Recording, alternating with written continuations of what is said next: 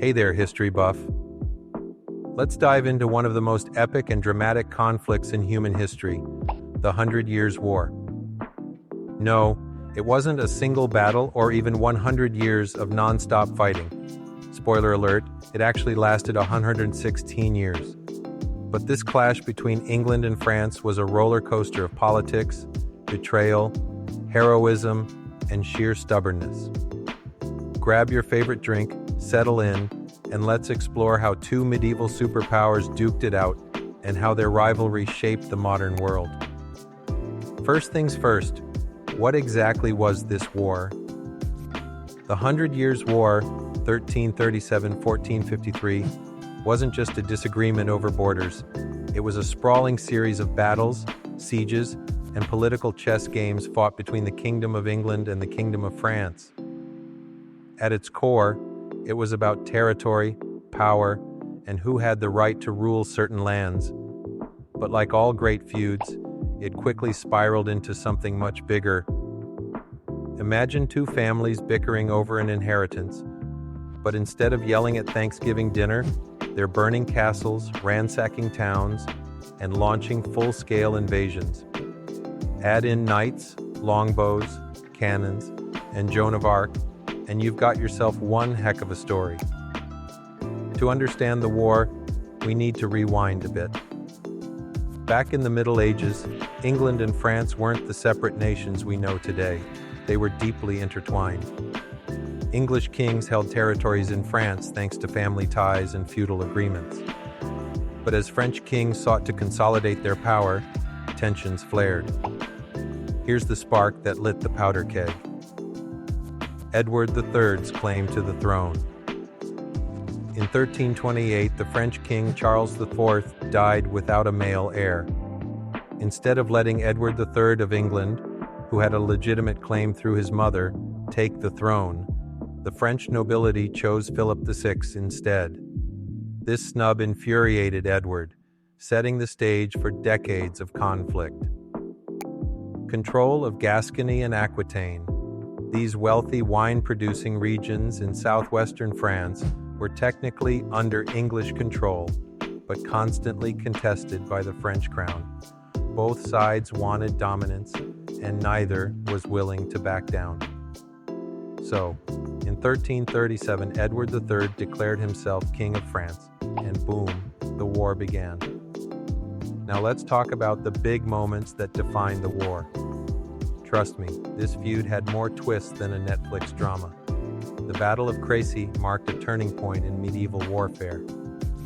The English army, led by Edward III, faced off against a much larger French force, armed with heavy cavalry. What happened next shocked everyone. English longbowmen unleashed a hailstorm of arrows, decimating the French knights. It was a David versus Goliath moment that proved technology could trump brute force. Fast forward to 1415, and we have another iconic showdown at Agincourt. Outnumbered and exhausted after weeks of marching, King Henry V of England faced a massive French army. Again, the longbow proved decisive, raining death on armored knights bogged down in muddy terrain. Against all odds, the English won.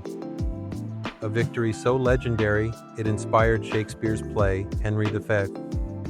Just when it seemed like England might win the whole shebang, along came Joan of Arc. A teenage peasant girl claiming divine guidance, Joan rallied the French troops and helped lift the siege of Orléans, turning the tide in favor of France. Her courage and charisma galvanized the nation, though her eventual capture and execution by the English only added to her legend. By the mid-15th century, France had regained momentum. At the Battle of Castillon in 1453, French artillery crushed the English forces, marking the end of the war.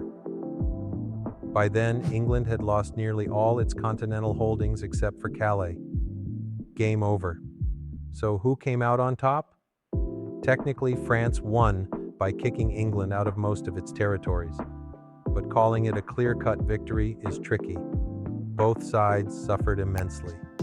France.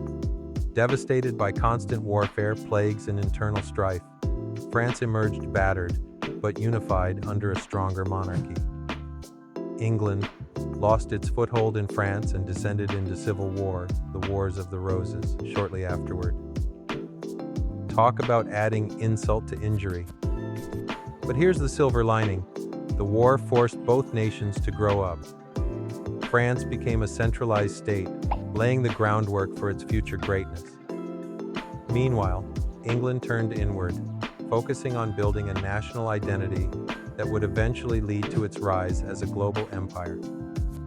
The Hundred Years' War wasn't just a feud, it was a catalyst for change across Europe.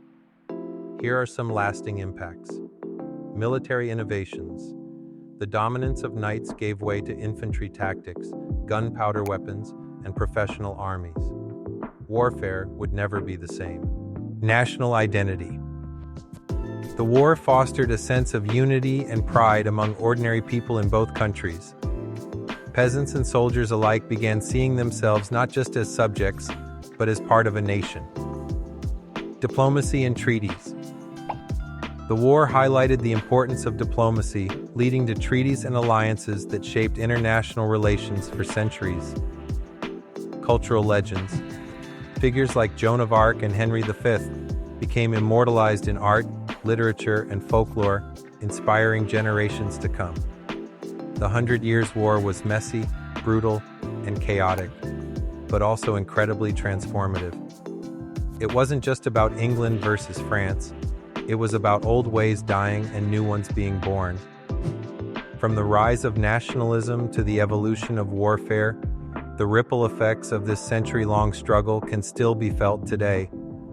So next time you hear someone dismiss medieval history as boring, remind them of the Hundred Years' War.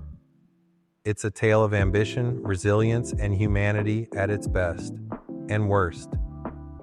Until next time, stay curious, and maybe channel a little Joan of Arc bravery in your own life. Who knows? You might just conquer your own challenges. Do you think the outcome of the war would have been different if Joan of Arc hadn't appeared? How might Europe look today if England had won the 100 Years' War? What lessons can modern leaders learn from the strategies and mistakes of medieval rulers? Let's keep the conversation rolling, because history is always better when we share it together.